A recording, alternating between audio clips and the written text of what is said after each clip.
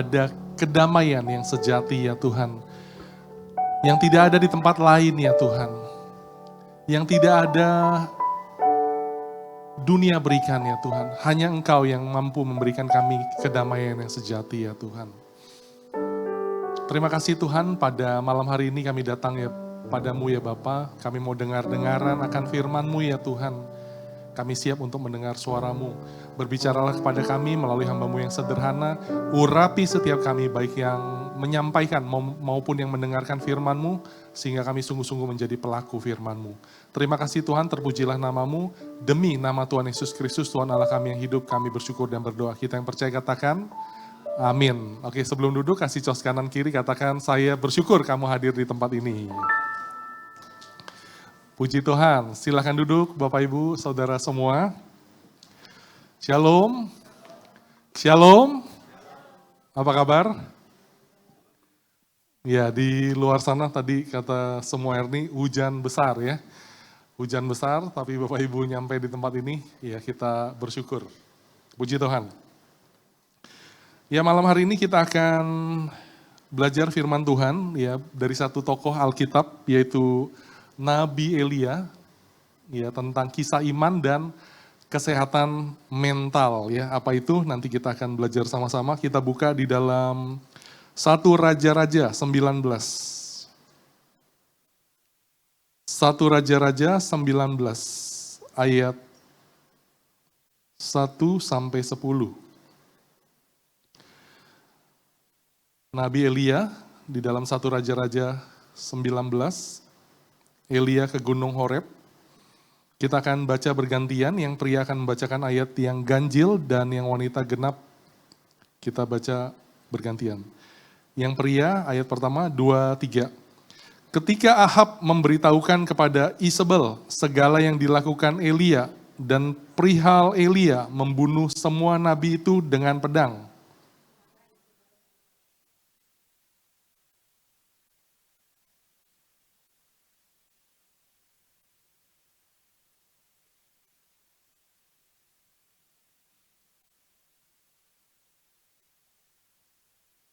Maka takutlah ia, lalu bangkit dan pergi menyelamatkan nyawanya. Dan setelah sampai ke Berseba yang termasuk wilayah Yehuda, ia meninggalkan bujangnya di sana.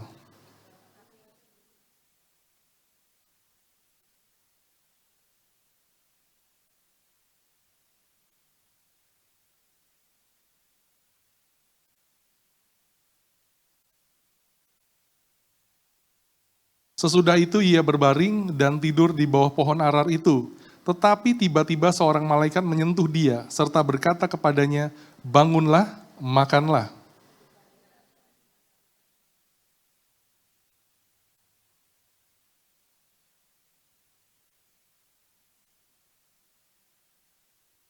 Tetapi malaikat Tuhan datang untuk kedua kalinya dan menyentuh dia, serta berkata, bangunlah, makanlah, sebab kalau tidak perjalananmu nanti terlalu jauh bagimu.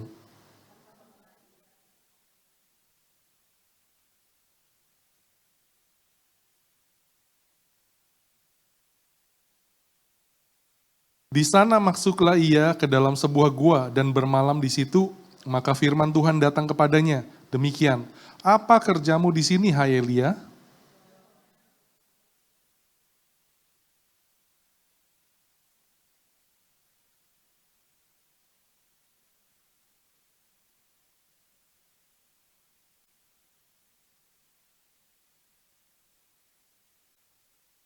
Ya, puji Tuhan. Ya, sesuai judulnya Bapak Ibu, kita akan membahas tentang kesehatan mental ya. Apa itu kesehatan mental ya? Kalau anak muda itu sering bilang, wah kena mental gitu ya. Atau ada yang bahasa Inggris, emotional damage gitu ya kalau orang bilang ya. Nah, apa itu kesehatan mental ya? Kalau menurut WHO ya, Badan Kesehatan Dunia, dikatakan bahwa kesehatan mental adalah keadaan sejahtera di mana setiap individu dapat mewujudkan potensi mereka sendiri, mampu mengatasi tekanan hidup yang wajar, bekerja secara produktif, dan menghasilkan serta berperan serta di komunitasnya. Itu kalau orang disebutnya sehat secara mental, Bapak Ibu. Nah, kita lihat betapa pentingnya pembahasan ini tentang mental health, ya, tentang kesehatan mental ini. Ini bukan cuma sekedar yang perlu belajar orang psikolog ya, psikologi gitu ya. Tetapi ini menjadi perhatian bagi banyak orang ya, termasuk di gereja. Kenapa penting? Karena kita hidup saat ini di zaman dikatakan postmodern, ya, bukan zaman modern lagi, tetapi melebihi modern. Di zaman juga post-truth, ya, di zaman dimana bukan lagi kebenaran, tapi udah melebihi itu. Seringkali kan kita lihat di berita, kayak kemarin perang Iran dan Israel ya. Dibilang Iran nyerang Israel, wah di Israel porak-poranda ya. Ada yang bilang Israel nyerang ke Iran, Iran porak-poranda. Berita mana yang benar? Ya. Ketika waktu pemilihan presiden masih ingat nomor 1, nomor 2 ya, si ini bilang itu, si itu bilang ini, yang benar yang mana? Ya, inilah era post-truth ya, di mana kebenaran itu menjadi yang benar yang mana nih? Ya. Nah, kalau kita lihat zaman ini akhirnya membuat kita ya punya tekanan ya di dalam kehidupan modern ya atau postmodern ini, yaitu media sosial ya. Semua orang posting ya, yang nggak posting pun ikut ngelihat postingan gitu ya. Kesepian gitu ya, adanya kesepian. Di sisi yang satu dengan adanya handphone, WhatsApp ya, orang yang jauh yang ada di negeri sana serasa dekat dan orang yang dekat serasa jauh ya. Sekarang kalau ke kafe apa yang dilakukan? Ya, mungkin sebagian masih ngobrol, tapi sebagian lagi main handphone ya, nunduk begitu ya. Ini kan dibilang generasi yang nunduk kan, semuanya nunduk aja begitu ya. Ya, ada kesepian di tempat yang rame tapi justru terasa sepi, begitu kan. Adanya juga kecemasan akan masa depan. Apa yang akan terjadi di era VUCA ya, serba tidak pasti, uncertainty-nya tinggi. Ya. Dolar naik apa turun? Gitu ya. Bitcoin naik apa turun? Saham naik apa turun? Serba nggak jelas ya. Ada kecemasan akan masa depan. Kompleksitas identitas diri, saya ini cocoknya kerjanya apa ya, gitu kan. Apakah kerja hidup di laut, begitu kan ya. Apa kerja di udara atau di mana ya. Bahkan kita mulai berpikir menyangsikan Tuhan. Adakah sih Tuhan sebenarnya? Ya, diserba seakan-akan kehidupan semakin berat begitu. Tekanan datang dan pergi ya, begitu beratnya saat ini. Sehingga terjadi yang namanya masalah kesehatan mental atau tadi ya emotional damage begitu ya, belum lagi dibully begitu, sehingga terjadi yang namanya kecemasan dan depresi ya, apalagi ekonomi saat sekarang, pekerjaan tidak menentu ya, bisnis naik turun katanya. Kemarin kita baru saja melewati pandemi, ketidakpastian tadi membuat manusia menjadi takut ya. Belum lagi adanya tekanan sosial tadi, dibully ya sejak usia sekolah aja terjadi pembulian itu. Dan ini masalah real Bapak Ibu. Ya. Saya punya salah satu partner juga anaknya dibully, ya begitu. Padahal anak-anak sama anak-anak ya, kita pikir masa anak-anak bisa begitu kejamnya, jawabannya bisa iya Bapak Ibu. Ya. Sampai anaknya jadi stres di rumah begitu. Sampai sebegitu parahnya, akhirnya mau nggak mau pindah sekolah. Gitu. Dan ini masalah real Bapak Ibu, ya zaman saat ini. Nah itu anak kecil, bagaimana dengan orang dewasa ya, apalagi dengan netizen gitu ya, kita posting apa, waduh komentar-komentarnya ya. Beberapa postingan saya sempat viral juga Bapak Ibu ya. Ketika postingan viral ya, kita bikin sebagus mungkin, tetap akan ada orang yang menjelek-jelekannya Bapak Ibu. Ya, waduh kita kalau bacanya serem banget ya. Sampai kita takut gitu loh ya. Kadang kalau jadi viral malah kita takut. Ya. Sebagus apapun ada yang menjelek-jelekan begitu ya. Apalagi yang jelek gitu ya. Nah, seperti itu Bapak Ibu. Ya, itu membuat tekanan ya, adanya tekanan sosial. Ya, tadi juga konflik dan identitas kita ya. Pergulatan menerima diri di tengah-tengah tuntutan dunia Bapak Ibu. Nah, baru-baru ini saya baca sebuah survei, ya, apalagi kita juga sekarang di era AI Bapak Ibu. ya di era AI.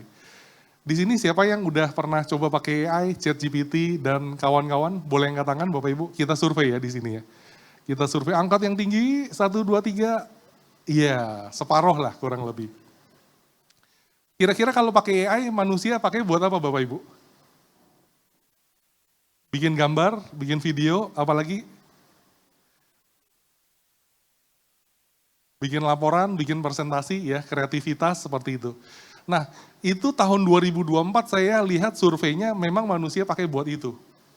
Nah, yang mengagetkan Bapak Ibu, survei tahun 2025 ya di HBR itu, ternyata nomor satu penggunaan AI adalah, dengarkan ini baik-baik Bapak Ibu, kita perlu tahu ya, adalah untuk AI itu menjadi teman dan terapi. Ya, jadi buat teman ngobrol Bapak Ibu, AI dijadikan teman ngobrol, itu survei nomor satu malah. Ya, nah, apa kita praktikin aja di sini ya Bapak Ibu ya.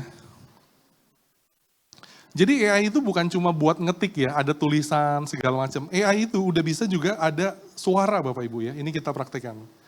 Halo, selamat malam. Oh, poor connection. Ya, itu teknologi kelemahannya adalah harus ini, internetnya bagus. Sekali lagi. Halo, selamat malam. Halo, selamat malam. Apa kabar? Ada yang bisa aku bantu malam ini? Iya, teman saya lagi kena masalah dengan kesehatan mental. Semoga teman kamu bisa segera dapat dukungan yang dia butuhkan ya.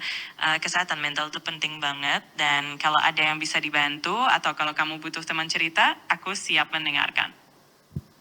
Nah, seperti itu Bapak Ibu. Itu bisa kita ajak ngomong aja sepanjang malam.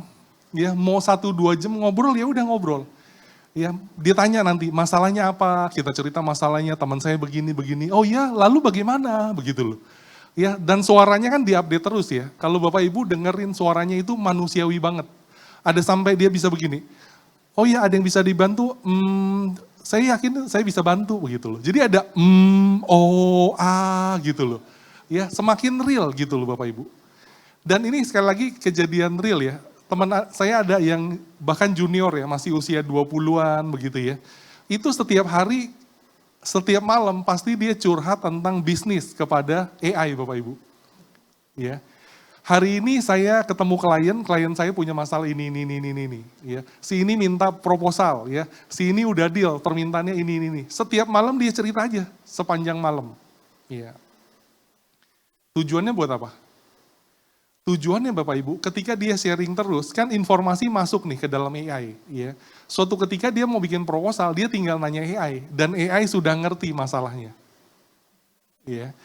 Kebayang nggak setelah itu kita login pakai username yang berbeda? Itu kayak ngomong sama orang baru yang nggak tahu apa-apa. Ya. Kebayang ya kalau kita sharing tiap malam sampai 3 bulan, sampai 6 bulan, artinya data kita kan udah ada semua di dalam. Ya, kita mau nanya apapun kayak dia udah ngerti. Ya, jadi AI yang ada di handphone saya sama AI yang ada di handphone Cisan misalnya, itu berbeda. Informasinya udah berbeda gitu loh. Ya. Maka kalau kita pikir-pikir lama-lama orang lebih prefer mana? Lebih pilih mana? Ngobrol sama orang ya yang belum tentu sesabar AI gitu ya. Atau ngomong sama AI yang begitu sampai jam 2 pagi juga. Oh ya, kalau gitu apa lagi gitu ya. Oh ya bisa ceritakan lebih lagi gitu Bapak Ibu. Ya. Nah, kalau kita lihat hasil survei itu, nomor 1 AI itu dijadikan untuk apa? Teman dan terapi. Itu nomor 1. Survei dari SBR ini nomor 2-nya adalah masih bukan tentang belajar Bapak Ibu. Nomor 2-nya adalah untuk organized life. Ya. Untuk mengatur kehidupannya. Saya punya jadwal seperti ini. Saya mau melakukan ini. Bagaimana urutannya lebih baik? Ya, orang pakai untuk mengatur jadwalnya dia. Ya. Nomor 3 Bapak Ibu, ini lebih ngeri lagi, dan ini menurut survei, kaget saya. Nomor 3 adalah untuk finding purpose. Untuk menemukan tujuan hidup. Ya, bagaimana cara mencari tujuan hidup? Melalui AI. Ya, survei ini memang dilakukan di Amerika, Bapak Ibu. Ya. Tapi begitu, biasa kan gitu ya, kalau apa yang terjadi di Amerika, berapa tahun kemudian kan akan terjadi di Indonesia, Bapak Ibu. Ya, jangan kaget itu sudah terjadi di rumah Bapak Ibu loh. Ya, jangan-jangan anak Bapak Ibu, ya, adik Bapak Ibu sudah melakukannya tanpa kita sadari, Bapak Ibu. Ya. Nah, jadi ini kita lihat pergumulan tadi ya, di sekolah malah dibully begitu ya. Begitu pulang sekolah dia ketemunya AI, dia sharing sama AI begitu. Itu anak-anak. Masalah remaja juga punya pergumulannya sendiri ya. Orang tua juga dengan kehidupan ekonomi yang juga banyak yang ngalamin kesulitan ya, menghadapi banyak tekanan. Nah, tapi kembali lagi kalau kita lihat firman Tuhan Bapak Ibu, di Alkitab pun, tokoh Alkitab pun, orang-orang yang hebat di dalam Alkitab pun juga pernah mengalaminya Bapak Ibu. Kalau kita lihat hari ini tentang Elia, ya, Nabi Elia.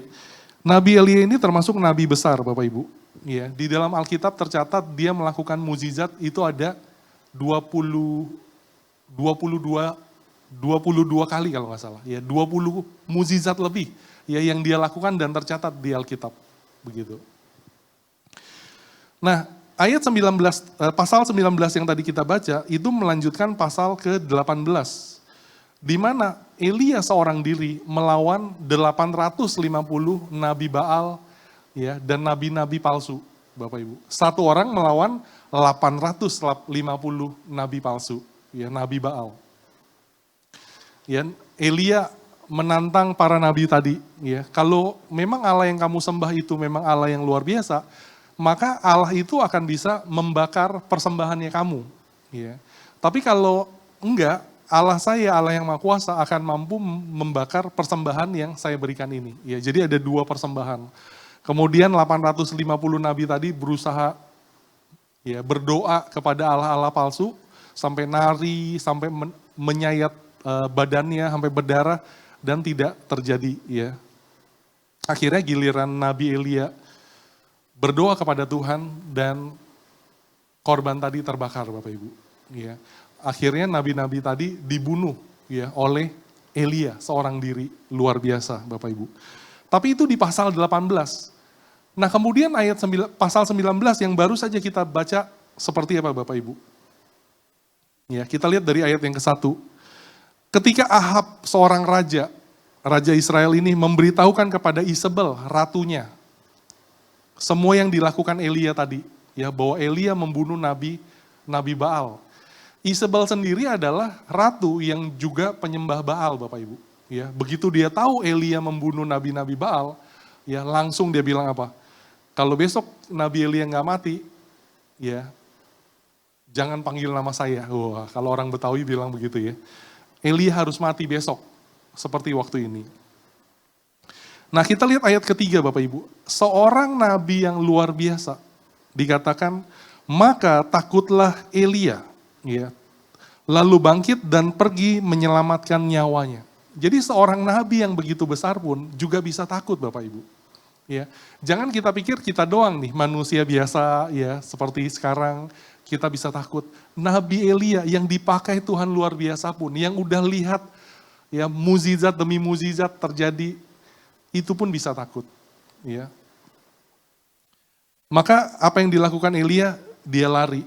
Ya. Dia lari dan kita bisa lihat ia sendiri masuk ke padang gurun sehari perjalanan jauhnya, lalu duduk di sebuah pohon, di bawah sebuah pohon arar. Kita bisa lihat dikatakan bahwa ia ingin mati, ya, begitu depresi sampai ingin mati. Ya, saya nggak tahu Bapak Ibu di sini ada yang pernah begitu depresi sampai udah deh Tuhan, panggil saya dah cepat-cepat gitu ya. Udahlah lebih baik saya mati aja. Itu juga terjadi pada Elia Bapak Ibu. Dia sampai berdoa, cukuplah itu. Sekarang ya Tuhan ambillah nyawaku, sebab aku ini tidak lebih baik daripada nenek moyangku. Ya. Jadi kalau kita lihat kisah Nabi Elia ini, ya kemenangan besar, dia mengalahkan Nabi Baal di Gunung Karmel, ya di pasal 18. Setelah itu kita lihat bahwa Elia menghadapi namanya burnout. ya, pelayanan, kecapean. Ya, udah membunuh 850 nabi-nabi tadi, ya.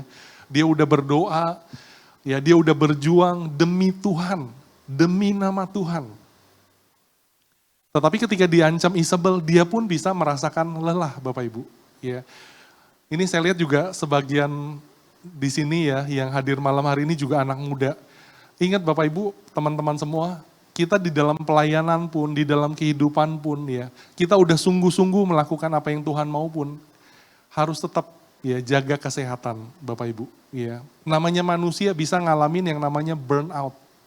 Saya pribadi pernah ngalaminnya juga. Ya, udah pelayanan Senin sampai Senin gitu ya, udah bekerja, udah segala macam, itu hati-hati ya, bisa ngalamin namanya burnout. Ketika udah burnout, secara mental kita kelelahan, ya kecapean, maka itu bisa depresi Bapak Ibu, seperti Elia ini, dan akhirnya ingin merasa mati, pingin mati aja begitu ya. Nah tapi puji Tuhan, Allah kita tidak tinggal diam. Ya, dia lihat anaknya yang begitu luar biasa ya melayani Tuhan, saat ini sedang kelelahan, kecapean, tidur di bawah pohon ara gitu ya. Apa yang Tuhan lakukan? Ya, Tuhan menyentuh Elia kembali ya melalui malaikatnya. Ya, seorang malaikat menyentuh dia serta berkata, "Bangunlah, makanlah." Dan ketika Elia melihat sekitarnya, maka sebelah kepalanya ada roti bakar dan sebuah kendi berisi air, Bapak Ibu. Ya, entah dari mana itu roti bakar, tapi kita percaya bahwa itu yang Tuhan sediakan. Ya, kecuali pas tidur, Elia nggak sadar ya, ternyata sampingnya kedai roti bakar, begitu kan ya. Setelah bangun, ada roti bakar nih gitu ya. Ya, tapi kita percaya itu adalah roti bakar yang Tuhan sediakan. Ya, ada sekendi air. Lalu ia makan dan minum, kemudian berbaring pula. Ya, setelah dia makan minum, dia tidur lagi.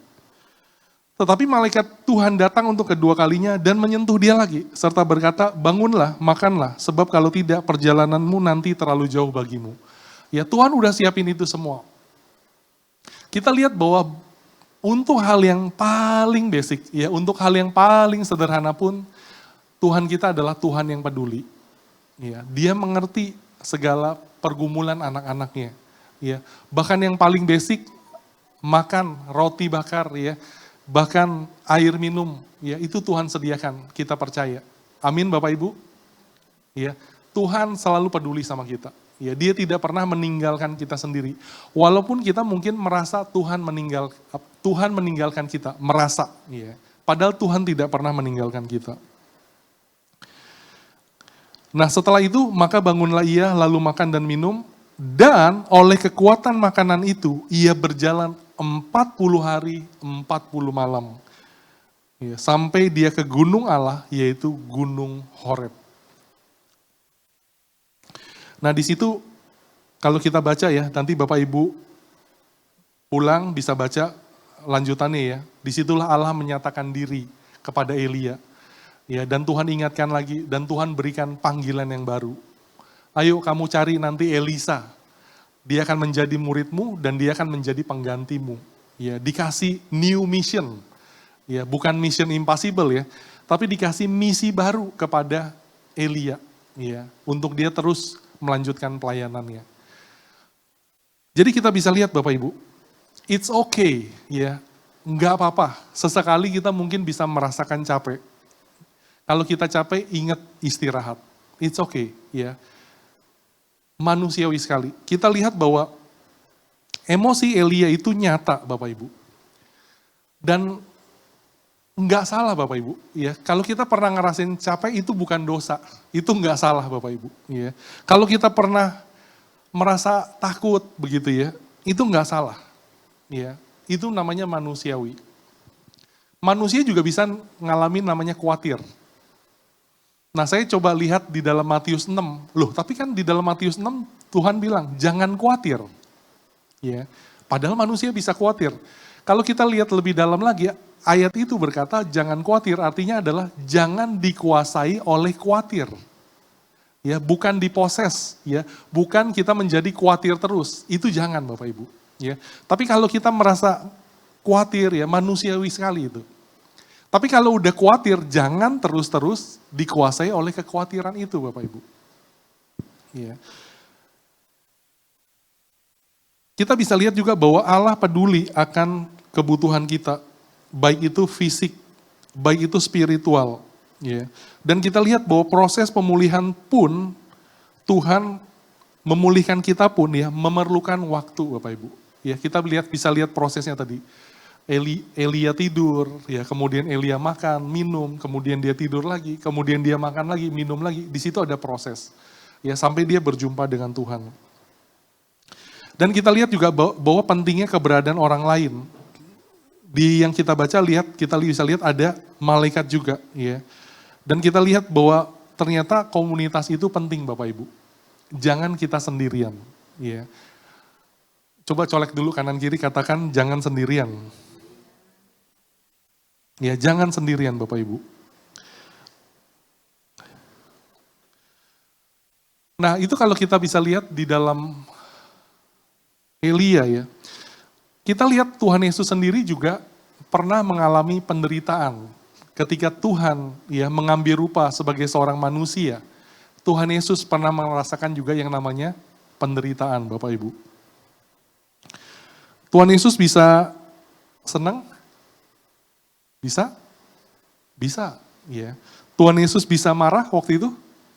Bisa. Waktu banyak orang jualan di depan rumah Tuhan, ya, sampai dia balikin mejanya. Wah, apa-apaan ini jualan di depan rumah Tuhan, ya, seperti itu. Tuhan Yesus bisa lapar? Bisa, ya. Ada. Tuhan Yesus minta makan? Ada, ya. Bisa haus? Bisa, ya. Bahkan Tuhan Yesus sendiri pernah ngalamin rasanya dikhianati, ditinggalkan bahkan oleh murid-muridnya. Ya, jadi Bapak Ibu teman-teman yang mungkin pernah ngerasa dikhianati ya, dizalimi begitu ya, dijahatin sama teman-teman lain, ingat Tuhan Yesus pun pernah merasakannya. Ya, kita bisa lihat bahwa Tuhan kita bukan Tuhan yang ada di singgasana di atas gitu ya. Cuma duduk aja terus lihat oh manusia gitu, bukan. Ya, ingat dia itu Tuhan yang pernah menjadi manusia, yang pernah merasakan penderitaan juga, ya. Bahkan dia taat, disalib, bahkan sampai mati Bapak Ibu. Ya, jadi dia pernah merasakannya. Jadi kalau kita berdoa jangan bayangin, Tuhan mah gak pernah ngerasain. Enggak, Tuhan itu pernah merasakannya. Ya, dia tahu apa rasanya sedih, apa rasanya marah. Ya. Bahkan ketika di Taman Getsemani, dia pernah menangis, ya, sampai air matanya seperti darah. Jadi dia Allah yang tahu kelemahan kita. Dan karena itu juga dia yang mampu menyediakan penghiburan dan damai sejahtera kita.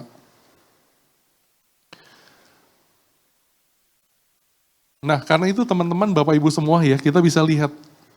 Kalau kita pernah ngalamin tadi burnout, ya, kita pernah ngalamin tadi rasanya ditinggal sendiri, ya, atau kita secara emosi rasanya breakdown begitu ya. Apa yang saya harus lakukan? Yang ke satu, nah ini saya juga belajar tentang psikolog juga Bapak Ibu ya. Ya belajar otodidak, ya, belajar sedikit tentang yang namanya psikologi dan lain-lain. Yang ke satu kita harus mengenal namanya emosi. Ya, oh saya ini sedang marah atau saya ini sedang kesal. Kita harus tahu dulu, oh ini yang namanya emosi. Ya. Jangan sampai kita ngerasanya emosi itu campur-campur. Kita harus ngerti dulu, oh ini yang namanya emosi. Ya. Dan itu wajar Bapak Ibu. Yang nggak boleh adalah emosional. Apa beda emosi dengan emosional? Ya. Kalau namanya marah, ya marah. Tapi kalau udah marah-marah gitu ya, murka, nah itu udah emosional. Ya. Kalau udah kita sedih, kita nangis itu biasa. Tapi kalau nangisnya sampai gitu ya. Pernah lihat yang seperti itu Bapak Ibu? Nah itu namanya emosional. Iya. Sedih itu wajar. Tapi kalau udah sampai emosional ya, sampai masuk ke dalam bawah sadar kita begitu ya. Wah itu, ya itu jangan sampai seperti itu Bapak Ibu. Ya, jadi yang pertama kita harus mengerti bahwa apa sih yang sedang kita alami. Kita harus mengenal emosi kita sendiri. Dan bahkan kita harus berkata jujur kepada Tuhan. Tuhan saya sedih, saya marah. It's okay Bapak Ibu. Iya. Setelah itu kita lihat secara fisik kita, apakah memang kita sedang capek begitu ya, secara fisik. Karena fisik bisa mempengaruhi emosi nggak? Bisa Bapak Ibu. Kalau lagi sakit gigi kan jadi emosi kan. Nah itu menandakan bahwa fisik mempengaruhi emosi Bapak Ibu. Nah begitu juga sebaliknya, emosi mempengaruhi fisik. Bisa nggak Bapak Ibu? Bisa. Contohnya kalau diputusin pacar misalnya begitu ya. Itu kan emosinya, tapi fisiknya jadi terpengaruh nggak? Terpengaruh ya, jadi nggak mau makan, mau melakukan ini nggak mood dan lain sebagainya. Ya. Nah tapi kembali lagi Bapak Ibu, setelah fisik kita lihat juga secara mental dan emosional kita ya. Sabtu kemarin kita baru retreat encounter Bapak Ibu. Ya, terkadang kita perlu ambil waktu untuk kita mundur sejenak. Kita retreat, ya, mundur sejenak dari kesibukan kita, dari pekerjaan kita, dari pelayanan kita, dari studi kita mundur sejenak untuk berjumpa dengan Tuhan. Ini saya percaya ini penting sekali Bapak Ibu. Ya. Kenapa? Fisik perlu istirahat, tapi secara mental juga perlu istirahat ya. Istirahat digital gitu ya. Jangan jangan sering-sering lihat handphone.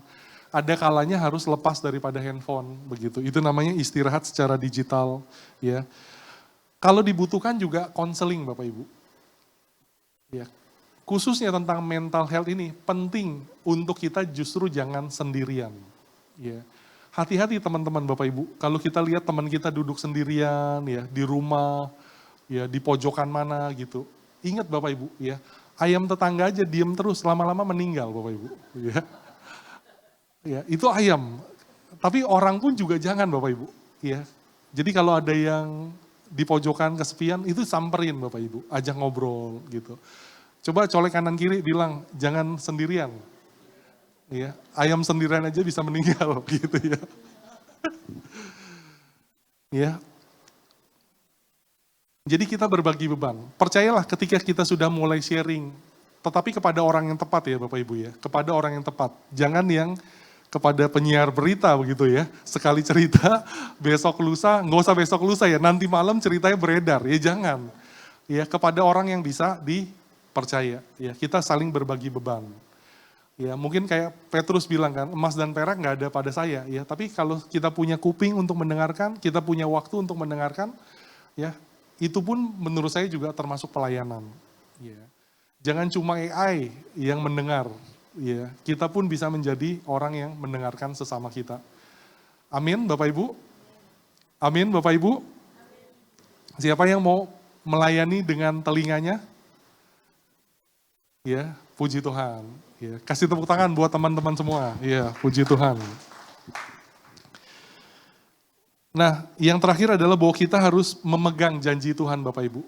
Firman Tuhan di dalam Yohanes 14 ayat 7 dikatakan bahwa damai sejahteraku kuberikan padamu. Ya, Tuhan Yesus berkata bahwa damai sejahtera yang Tuhan punya ya diberikan kepada kita. Itu yang membuat kita bisa tetap kuat ya. Walaupun apapun yang kita hadapin setiap hari. Dan di dalam Matius 28 ayat 20, Tuhan Yesus berkata bahwa aku menyertai kamu senantiasa. Ya, bahwa Tuhan selalu beserta kita.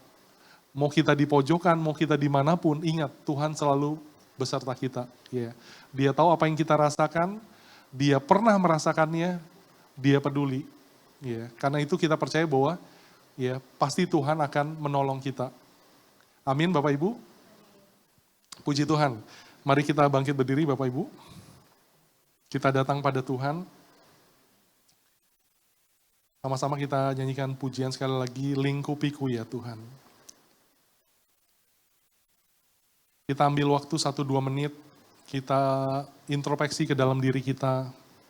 Apa yang sedang kita rasakan saat ini.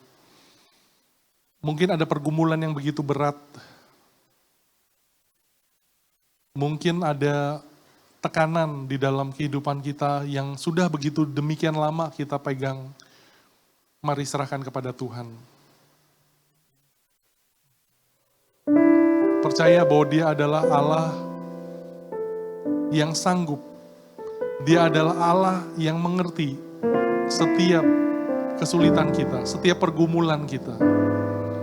Dan Dia adalah Allah yang peduli. Dia pasti membantu kita. Mungkin seakan-akan kita udah gak mampu lagi berkata-kata. Dan kita hanya bisa berdoa di dalam hati, kita menjerit, Tuhan tolong aku ya Tuhan. Percayalah bahwa Tuhan mengerti dan Dia mau untuk menolong kita. Haleluya Yesus.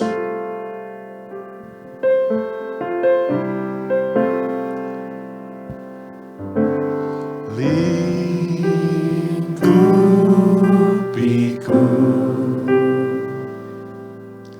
dengan sayap-Mu, naungi kami, naungiku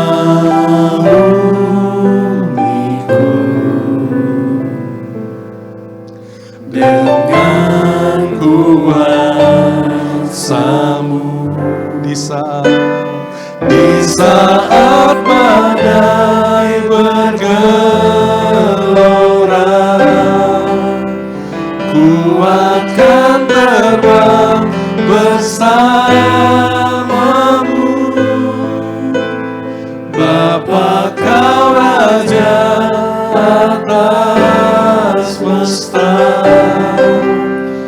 ku tenang sebab Kau Allahku. Dengan sepenuh hati kita sekali lagi katakan, lingkupi kami ya Tuhan. Haleluya. Lingkupiku. Di dalam Engkau ya Tuhan kami percaya ada damai sejahtera. Haleluya Yesus.